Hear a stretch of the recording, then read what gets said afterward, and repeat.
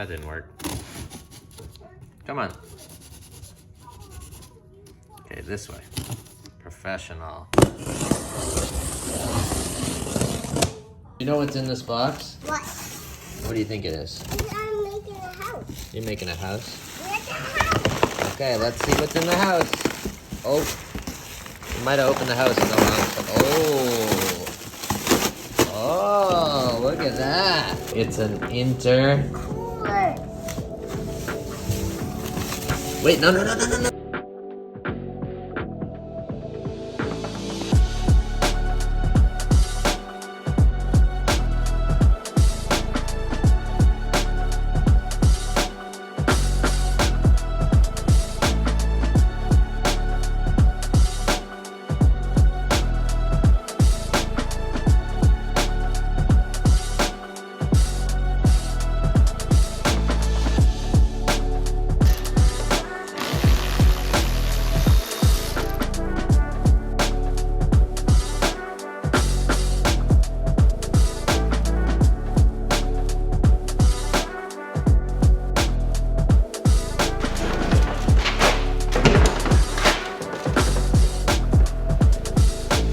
Just ridiculous.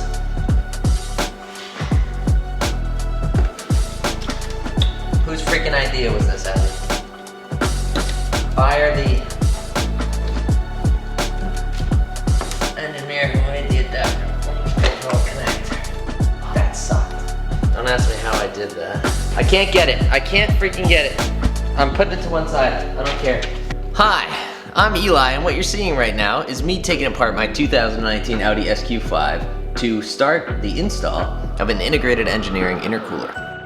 Holy crap.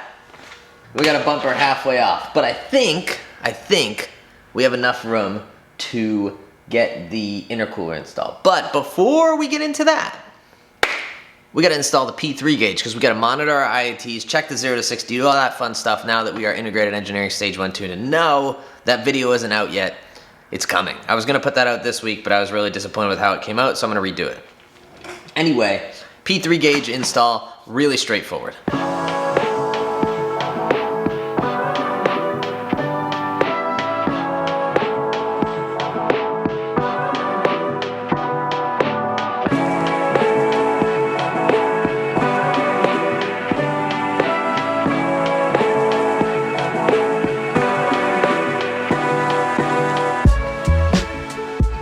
Now, if you don't know what a P3 gauge is, P3 is a company that makes these essentially integrated vent port gauges.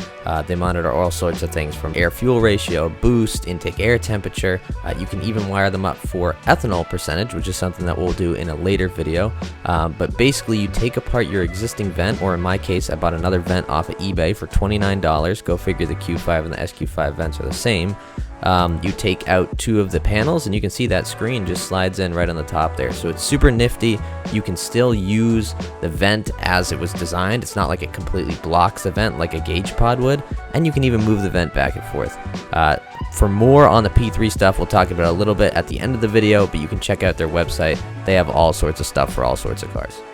Huge shout out to the homies from P3 for supplying that gauge. And then they also, I don't know if you saw it in those clips, sent out an ethanol sensor, which we'll wire up at a later date so we can start running E85 in this bad girl, because I'm sick of it being slow. So we got a pure turbo sitting in the garage. I don't know if I've said that yet. I've posted on Instagram. If you haven't followed me on Instagram, it's there.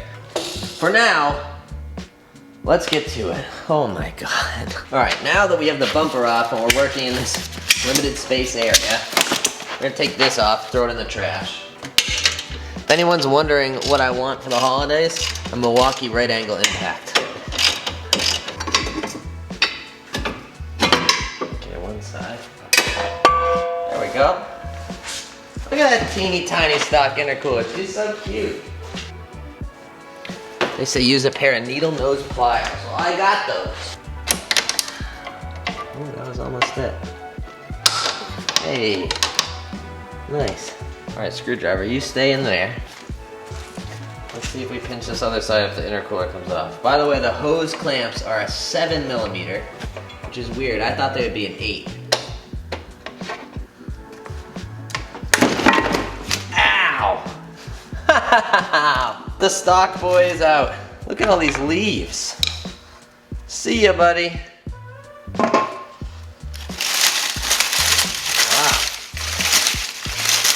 Any animals in here? What a nice gift. I have to throw these all in the trash. Oh, we got a bug. A dead one. Now we're gonna put on these funky little mounting brackets.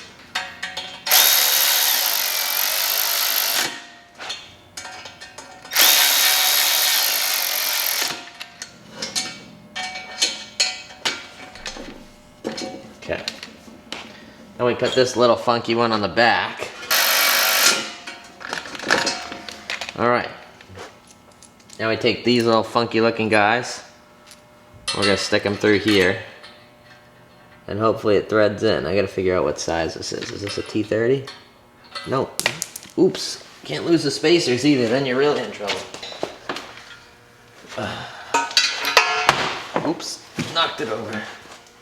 Oh well. Okay, so there's these little mounting spots, yeah. And then this should go, yeah. No, lost my spacer. No, rolled under Zach's Cabrio. So there's these little mounting slots on the bottom. I'll show you in a second.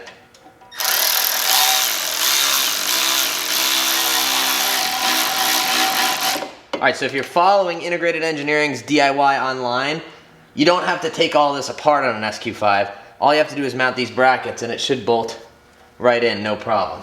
I gotta go find the spacer. Now, we have one solidly mounted intercooler. That looks freaking sick, baby! Let's go!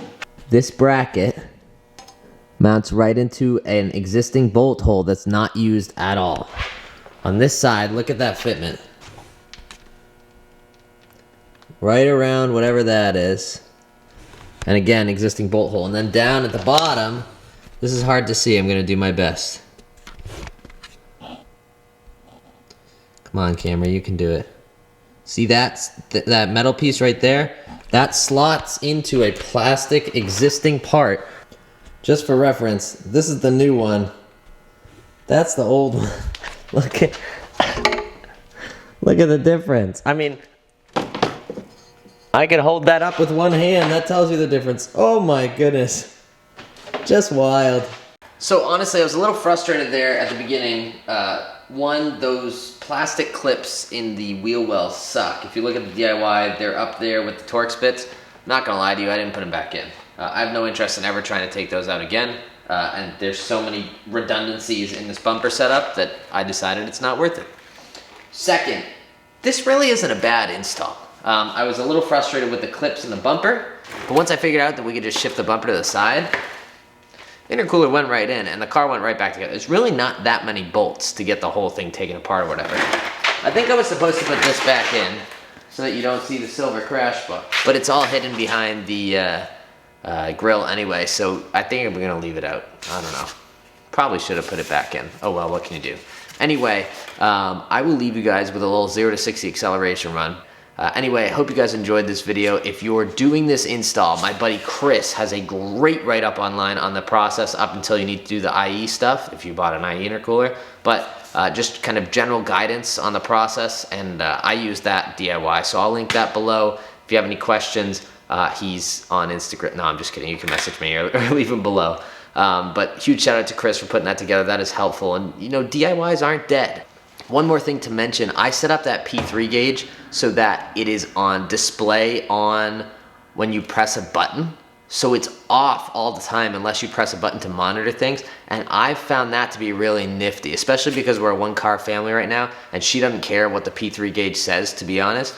To start the car up and just have it be off, and then when you want to monitor data, have it be on. But when you're not monitoring data, it's not a distraction, is just super cool. I didn't realize that was a setting. So definitely check out P3's website. They have a configuration guide and all that fun stuff. Big shout out to the guys from P3 for sending that gauge out. Big shout out to the homies from Integrated Engineering for sending the intercooler out. And I can't wait to get to the track next week. Until then, thank you guys so much for watching. We're going to go do a 0 to 60 run. Go out there and spread some positivity, and I'll catch you guys in the next video. All right, we're cruising along. It's 55 degrees outside. IATs are 59 degrees. That is wild.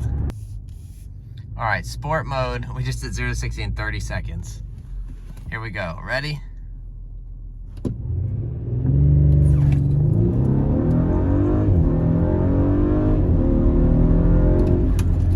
.330 0 to 60.